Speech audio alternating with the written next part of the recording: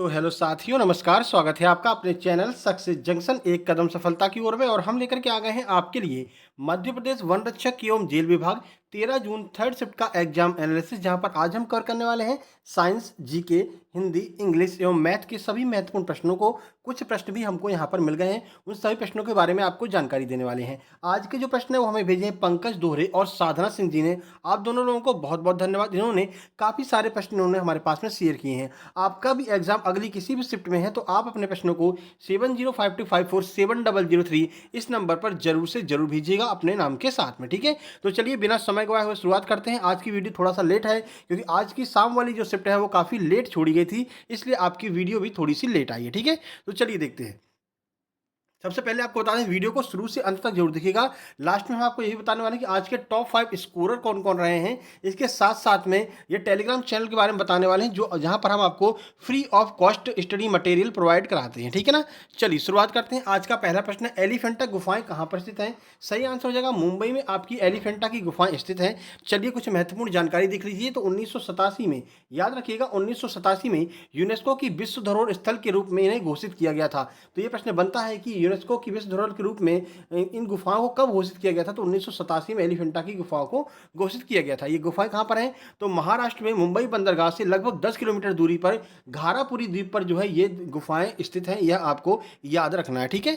चलिए आगे बढ़ते हैं और देखते हैं अगला प्रश्न क्या है। अगला प्रश्न है, कारपेट युद्ध अभ्यास किन किन देशों के मध्य में होता है। सही आंसर आपका हो जाएगा भारत और इंडोनेशिया के मध्य में कारपेट युद्ध अभ्यास किया जाता है। देखिए कुछ जानकारी, तो भारत इंडोनेशिया कारपेट युद्ध अभ्यास जो है आपका समन्वित गश्ती नौसेनाओं के मध्य साझा और अंतर संचालन का निर्माण करती हैं। तो नौसेनाओं का युद्ध अभ्यास है, यह आपको याद रखना है। भारत और इंडोनेशिया की नौसेनाओं के मध्य में यह युद्ध अभ्यास होता है, ठीक है।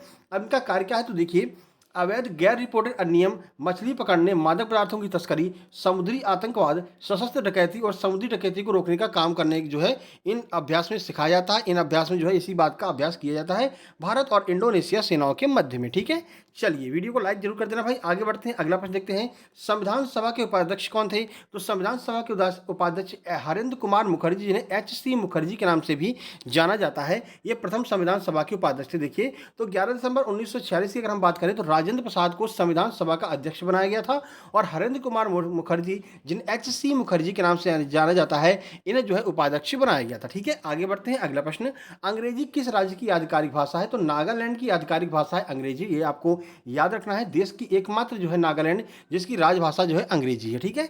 चलिए आगे बढ़ते हैं, अगला प्रश्न, संघ लोक सेवा आयोग में सदस्यों की पदावधि का वर्णन किस अनुच्छेद में किया गया है। तो पदावधि का वर्णन आपके 316 आर्टिकल में किया गया है। लेकिन बाकी अन्य जानकारियां आपकी कहां से कहां तक दी गई वो देख लीजिए। तो भारतीय संविधान में इससे संबंधित प्रावधान संविधान के भाग 14 में, भाग याद रखना, भाग 14 में दिए गए हैं। इस भाग में अनुच्छेद 308 से लेकर के 323 के अंतर्गत संघ लोक सेवा आयोग के संगठन, उसके सदस्यों की नियुक्ति, उनकी पदमुक्ति, स्वतंत्रता, कार्य एवं शक्तियों इत्यादि का उल्लेख जो है आपको देखने को मिलता है 308 से लेकर के 323 के बीच में। जब भी इनके बारे में पूछा जाता है तो पूरे आर्टिकल पूछे जाते हैं। 308 से 323 ये आपको याद रखना है। ये एक साथ में आपसे पूछा जाता है कि कहाँ से लेकर के कहाँ तक जो है ये उल्लेख किया गया है। ये प्रश्न पहले पूछा जा चुका है कि सदस्यों की नियुक्ति का वर्णन कहाँ से लेकर के कहाँ तक किया गया है। तो ये आपको हम बता देते हैं 308 से 323, ठीक है। भाग भी पूछा जा चुका, तो ये भाग 14 की बात हम कर रहे हैं। आगे बढ़ते हैं, पाल वंश का संस्थापक कौन था। तो पाल वंश का संस्थापक आपको पता है गोपाल ने पाल वंश की स्थापना की थी। चलिए देख लेते हैं। तो पाल वंश की स्थापना गोपाल ने की थी, जो राज्य के पहले सम्राट भी थे, ठीक है। उन्होंने बंगाल को अपने नियंत्रण में एकीकृत किया और यहां तक कि मगध, बिहार को भी अपने नियंत्रण में ले लिया था। बिहार के ओदंतपुरी में मठ की स्थापना गोपाल ने ही की थी, ठीक है। धर्म परिवर्तन के बाद उन्हें बंगाल का पहला बौद्ध सम्राट भी माना जाता है। ये भी आपको याद रखना है कि बंगाल का पहला बौद्ध सम्राट कौन है। तो गोपाल को ही बंगाल का पहला बौद्ध सम्राट माना जाता है। और इसी वंश के धर्मपाल ने बहुत ख्याति प्राप्त की थी। और धर्मपाल ने किसकी स्थापना करवाई थी, ये आपको कमेंट बॉक्स में कमेंट करना है, ठीक है। कल हम इसका आंसर आपको बता देंगे, आप कोशिश कीजिए। मोतीलाल नेहरू रिपोर्ट कब प्रस्तुत की गई थी। तो 10 अगस्त 1928 को मोतीलाल नेहरू जी के द्वारा रिपोर्ट प्रस्तुत की गई थी। देखिए तो नेहरू रिपोर्ट भारत के लिए प्रस्तावित नए अधिराज्य के संविधान की रूपरेखा थी। 10 अगस्त 1928 को प्रस्तुत 28 से 31 अगस्त के बीच ये पारित की गई थी। यह रिपोर्ट ब्रिटानी सरकार, मतलब जो ब्रिटिश सरकार थी, ब्रिटिश सरकार के भारतीयों को एक संविधान बनाने के आयोग बताने की चुनौती का भारतीय राष्ट्रीय कांग्रेस की तरफ से मतलब एक काम हुआ था कि मतलब जो ब्रिटिश थे उन्होंने ये कहा था कि तो हमें जो है आप संविधान बना करके दिखा लो तो हम मान जाएं कि हाँ आप संविधान बना सकते हो, हम आपको आज़ाद कर देंगे। तो नेहरू रिपोर्ट प्रस्तुत की जहाँ पर जो है पूरे संविधान बनाने का खाका यहाँ पर तैयार किया गया और उनके मुंह पर मार दिया, लो भाई ये देखो हम संविधान बना लेंगे, महाराज तुम निकलो यहाँ से, ठीक है ना। इस तरह से जो है ये नेहरू रिपोर्ट प्रस्तुत की गई थी, मोतीलाल नेहरू जी के द्वारा प्रस्तुत की गई थी। गलती से कभी भी जवाहरलाल नेहरू मत लगा देना। आगे बढ़ते हैं, श्रीनगर को लेह से जोड़ने वाला दर्रा कौन सा है? तो जोजिला दर्रा है, अभी ये न्यूज़ में रहा है, करंट अफेयर का प्रश्न है। तो क्यों न्यूज़ में रहा है, तो चलिए पूरी जानकारी आपको हम दे देते हैं कि ये क्यों करंट में न्यूज़ में रहा है। तो देखिए 434 किलोमीटर लंबे लेह श्रीनगर राजमार्ग को जोड़ने वाला जोजिला दर्रा 5 महीने बाद रविवार को खोल दिया गया। ये करंट अफेयर का प्रश्न है। यह कश्मीर घाटी को लद्दाख से जोड़ता है। देश में दूसरे सबसे अधिक ऊंचाई 11,578 फीट पर यह स्थित यह दर्रा हर साल दिसंबर में पहले या फिर दूसरे सप्ताह में बंद हो जाता है। तो जोजिला दर्रे की लंबाई 9 किलोमीटर है, यह भी आपको याद रखना है। और ये लगातार 5-6 महीनों के लिए बंद रहता है, ठीक है। अभी अप्रैल में खोला गया, इसीलिए यह आपसे प्रश्न पूछ लिया गया है। आगे बढ़िए, 2022 का परम विशिष्ट सेवा पदक किसे दिया गया है? तो नीरज चोपड़ा को 2022 का परम विशिष्ट सेवा पदक दिया गया है। देखिए, तो नीरज चोपड़ा को परम विशिष्ट सेवा मेडल दिया गया है। क्यों? क्योंकि इन्होंने जो है ओलंपिक में गोल्ड मेडल जीता था। अब ये कौन से खेल के खिलाड़ी हैं, यह आपको कमेंट बॉक्स में कमेंट करना है, ठीक है। चलिए आगे बढ़ते हैं। कर्नाटक संगीत का त्रिमूर्ति किसे कहा जाता है? तो देख लीजिए, त्यागराज, मधुस्वामी दीक्षिता और श्यामा शास्त्री, इन तीनों को कर्नाटक संगीत का त्रिमूर्ति कहा जाता है, ठीक है। अगर ये भी पूछा गया था कि कर्नाटक की त्रिमूर्ति किसे नहीं कहा जाता है, इन तीनों के अलावा और कोई भी नाम आपको दिखाई दे तो समझ लेना वही आपका आंसर हो जाएगा। देखिए, तो त्यागराज, मुथुस्वामी दीक्षिता और श्यामा शास्त्री को कर्नाटक संगीत शैली का त्रिमूर्ति कहा जाता है, जबकि पुरंदर दास को कर्नाटक शैली का पिता कहा जाता है। अब देखिए, त्रिमूर्ति आपसे पूछ लिया है तो पिता पूछा जा सकता है, पुरंदर दास को कर्नाटक शैली का पिता कहा जाता है। आगे बढ़ते हैं, मलेरिया दिवस कब मनाया जाता है? तो 25 अप्रैल को हर वर्ष मलेरिया दिवस मनाया जाता है। देखिए, तो विश्व मलेरिया दिवस प्रत्येक वर्ष 25 अप्रैल को मनाया जाता है। यह दिन इस बात के लिए भी पहचाना जाता है कि मलेरिया के नियंत्रण हेतु किस प्रकार के वैश्विक प्रयास किए जा रहे हैं। मच्छरों के कारण फैलने वाली इस बीमारी में हर साल कई लाख लोग जो है जान गंवा देते हैं। अब किस की वजह से यह बीमारी होती है वो भी देख लीजिए। तो प्रोटोजुअन प्लाज्मोडियम नामक जो कीटाणु है, मादा एनाफ्लीज मच्छर के माध्यम से जो है फैलता है, इसकी वजह से यह मलेरिया नामक रोग हो जाता है, ठीक है। आगे बढ़ते हैं, द्रव्यमान की एसआई इकाई पूछी गई थी, तो जो किलोग्राम है वह द्रव्यमान की एसआई यूनिट हो जाएगी, ठीक है।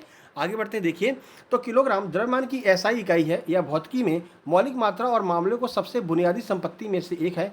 हम द्रव्यमान को किसी पिंड में पदार्थ की मात्रा के रूप में माप सकते हैं या फिर परिभाषित कर सकते हैं। बस आप इतना याद रखिए कि द्रव्यमान की एसआई यूनिट क्या है, किलोग्राम है, ठीक है। चलिए, राजा राम मोहन राय ने ब्रह्म समाज की स्थापना कब की थी, यह प्रश्न पूछा गया है। तो 20 अगस्त 1828 को राजा राम मोहन राय ने ब्रह्म समाज की स्थापना की थी। देखिए, तो ब्रह्म समाज भारत का एक सामाजिक सुधार आंदोलन था जिसे बंगाल के पुनर्जागरण युग को प्रभावित किया। इसके प्रवर्तक राजा राम मोहन राय अपने समय के विशिष्ट समाज सुधारक थे। 20 अगस्त 1828 में ब्रह्म समाज को राजा राम मोहन राय और द्वारका नाथ टैगोर के द्वारा इसको स्थापित किया गया था, ठीक है। चलिए, भारत का सबसे बड़ा राष्ट्रीय उद्यान कौन सा है? ये प्रश्न लगातार 3 से 4 बार रिपीट हो चुका है, फिर से रिपीट हुआ है, तो याद रखिएगा, हेमिश नेशनल पार्क भारत का सबसे बड़ा राष्ट्रीय उद्यान है। अभी तक बहुत सारे प्रश्न रिपीट हुए हैं, तो 25 मई से अब तक जितने प्रश्न पूछे गए हैं उनको लेकर के एक वीडियो हमने कंपाइल कर दी है, देख लेना, सर्च कर लेना, all shift exam analysis bye success junction, तो वीडियो आपको मिल जाएगी। वैसे इस वीडियो के लास्ट में जैसे ही वीडियो खत्म होती है, यहाँ पर हम उस वीडियो को टैग कर देंगे, तो यहाँ पर भी आप इसको क्लिक करके देख सकते हैं, ठीक है। यहाँ से लगभग 79 प्रश्न अब तक रिपीट हो चुके हैं, तो जितने भी आपके रिपीटेड प्रश्न होंगे वो आपके वहाँ से कवर हो जाएंगे, तो उस वीडियो को जरूर देख लेना, ठीक है। चलिए, हेमिश नेशनल पार्क के बारे में बता दें आपको, तो हेमिश नेशनल पार्क यह एक उच्च ऊंचाई वाला राष्ट्रीय उद्यान है जो लद्दाख के भारतीय केंद्र शासित प्रदेश में स्थित है। यह भारत का सबसे बड़ा राष्ट्रीय उद्यान है, यह आपको याद रखना है। अगला प्रश्न देखिए, कैम्ब्रिज डिक्शनरी के अनुसार 2022 का वर्ल्ड ऑफ द ईयर किसे घोषित किया गया है? तो होमर नामक जो शब्द है, इसे कैम्ब्रिज डिक्शनरी के अनुसार 2022 का वर्ल्ड ऑफ द ईयर घोषित किया गया है, ठीक है। देख लीजिए, तो कैम्ब्रिज डिक्शनरी ने साल 2022 के लिए अपने शब्द का खुलासा कर दिया है। डिक्शनरी ने इस साल के लिए होमर को अपने शब्द का चयन किया, यानी कि होमर को कैम्ब्रिज यूनिवर्सिटी के द्वारा वर्ल्ड ऑफ द ईयर के लिए इनको चुना गया है, होमर शब्द को। आगे बढ़ते हैं, बात हिंदी की करते हैं, तो हिंदी में देखिए क्या क्या पूछा गया है। तत्सम तद्भव अब यहाँ से पूछे जाने शुरू हो गए, 2 से 3 आपसे तत्सम तद्भव पूछे जा रहे हैं। आप अगर कहेंगे तो तत्सम तद्भव की ट्रिक वाली हम वीडियो एक बना देंगे, ठीक है। उसके बाद रस से एक प्रश्न पूछा गया है, कारक से एक प्रश्न पूछा ही जा रहा है, विलोम शब्द से एक प्रश्न पूछा जा रहा है, वर्तनी शुद्धि से आज 3 से 4 प्रश्न सुबह वाली शिफ्ट में भी आए थे, इस शिफ्ट में भी 3 से 4 प्रश्न पूछे गए हैं। एक प्रश्न आपका पर्यायवाची का, एक अलंकार का, 2 प्रश्न आपके लोकोक्ति से और लोकोक्ति से पूछे जा रहे हैं, मुहावरे आप कमा रहे हैं, लोकोक्ति ज्यादा आ रही है, उपसर्ग से भी 2 प्रश्न आपके पूछे गए हैं। तो ये 2-3 नए टॉपिक यहाँ पर ऐड हुए हैं, पैटर्न हल्का सा चेंज हुआ, ठीक है। ईडियम्स की बात कर, इंग्लिश की बात करते करते हैं तो 2 आपके इडियम्स पूछे गए थे, एक एंटोनिम्स पूछा गया था जिसमें हॉरिबल का एंटोनिम्स आपसे पूछा गया था, ठीक है। चलिए आगे बढ़ते हैं और आपको देखते हैं सिनोनिम्स की बात करें तो 2 सिनोनिम्स आपसे पूछे गए हैं, जो कि अबंडेंट का आपसे सिनोनिम्स पूछा गया था। 3 से 4 पीक्यूआरएस आपके हर शिफ्ट में पूछे जा रहे हैं। सर्च करना पीक्यूआरएस बाय सक्सेस जंक्शन, तो ट्रिक वाली वीडियो आपको मिल जाएगी, वो जरूर देख करके जाना, वहां से आपको बहुत ज़्यादा फायदा मिलने वाला है। लगभग 76,000 व्यूज़ अब तक उस पर आ चुके हैं। उस वीडियो को भी हम यहाँ पर वीडियो के लास्ट में टैग कर देंगे, ठीक है। एक्टिव पैसिव के 2 प्रश्न पूछे गए हैं, नरेशन के भी आपके 4 से 5 प्रश्न हैं और एरर के 2 प्रश्न पूछे गए हैं। नरेशन के इस शिफ्ट में 4 से 5 प्रश्न आए हैं, तो नरेशन की वीडियो हमने बना रखी है, आप सर्च करना नरेशन बाय सक्सेस जंक्शन, तो नरेशन की ट्रिक वाली वीडियो आ जाएगी, उसको भी आपको देख करके जाना है, ठीक है। चलिए बात कर लेते हैं मैथ की। तो देखिए मैथ में अब थोड़ा सा एडवांस की ओर ये लोग शिफ्ट हो रहे हैं। मेंसुरेशन के 2 से 3 प्रश्न पूछे गए हैं, नंबर सिस्टम के 2 प्रश्न, सिंप्लीफिकेशन के 2 प्रश्न, एक प्रश्न आपका त्रिभुज से पूछा गया है, परसेंटेज के 2 प्रश्न पूछे गए हैं, ट्रेन से संबंधित एक प्रश्न आपका पूछा गया है, प्रॉफिट और लॉस से 3 से 4 प्रश्न पूछे हैं और मिक्सचर एंड एलिगेशन से भी एक प्रश्न आपका पूछा गया है, ठीक है। और कंपाउंड इंटरेस्ट से हर शिफ्ट में एक प्रश्न आ रहा है, तो ये आपको थोड़ा सा देख करके जाना है। चलिए बात कर लेते हैं कि आज के टॉप 5 स्कोर कौन कौन से रहे हैं, किसको किसको जो है आज का टॉप 5 स्कोर मिला है। देखिए तो सबसे टॉप 5 स्कोर की बात करते हैं तो 80 नंबर, 78 नंबर, फिर उसके बाद में आपके 78 वाले 2 मिले थे हमको, फिर उसके बाद में 77 नंबर भी था, फिर 64 और 61, ये आज के टॉप स्कोरर हमको मिले हैं, ठीक है। चलिए अब हम यहाँ पर टेलीग्राम चैनल की बात कर लेते हैं। तो हमारा टेलीग्राम चैनल है सक्सेस जंक्शन के नाम से, इसको आपको ज्वाइन कर लेना है सर्च करके, लिंक डिस्क्रिप्शन बॉक्स में दी गई है, यहाँ पर आपको इसकी पीडीएफ 24 घंटे बाद में मिल जाएगी। एक और हमारा टेलीग्राम चैनल है सक्सेस जंक्शन लाइव, यहाँ पर हम आपको फ्री में सारे स्टडी मटेरियल प्रोवाइड कराते हैं। बहुत सारी किताबें आपको यहाँ पर फ्री में मिल जाएंगी, जैसे किरण की बहुत सारी किताबें डली हैं, आर.एस. अग्रवाल की किताबें डली हैं, ठीक है, राकेश यादव सर के क्लास नोट्स डले हुए हैं। इसके अलावा एसएससी सीजीएल रैंक 1 के जो नोट्स हमारे पास आए हैं, साइंस के नोट्स साइंस पॉलिटी वगैरह के नोट्स हैं, वो हमने यहाँ पर एक मिनट माफ़ कीजिएगा, तो वो नोट्स हमने यहाँ पर अपलोड कर दिए हैं, वो भी आपको जा करके डाउनलोड कर लेने फ्री में। लेकिन ये आप तभी डाउनलोड कर पाएंगे जब आप इस चैनल को सब्सक्राइब करेंगे, ठीक है। ये सुविधा केवल सक्सेस जंक्शन के सब्सक्राइबर्स के लिए ही उपलब्ध है। सक्सेस जंक्शन को सब्सक्राइब कीजिए, उसके बाद में आप टेलीग्राम पर जाकर सर्च करेंगे सक्सेस जंक्शन लाइव, तो ये फ्री स्टडी मटेरियल वाला आपको जो है टेलीग्राम मिल जाएगा, इसको जरूर ज्वाइन कर लेना और सारे नोट्स आप फ्री में डाउनलोड कर सकते हैं। अब भाई वीडियो को लाइक कर दो, दोस्तों तक शेयर कर दो और चैनल को सब्सक्राइब करके नोटिफिकेशन बेल दबा लो। अगली किसी भी शिफ्ट में आपका एग्जाम है तो कृपया आप अपने प्रश्नों को इस नंबर पर जरूर से जरूर भेजेंगे 7052547003, ठीक है। एक बार फिर से पंकज दोहरे और साधना सिंह जी का बहुत बहुत धन्यवाद। मिलते हैं कल सुबह फर्स्ट शिफ्ट के एग्जाम एनालिसिस में, सुबह 8 बजे 8:30 बजे। कल जिसका जिसका पेपर है भाई अपने प्रश्नों को जरूर भेजना, ठीक है। चलिए मिलते हैं कल सुबह, तब तक के लिए नमस्कार, धन्यवाद।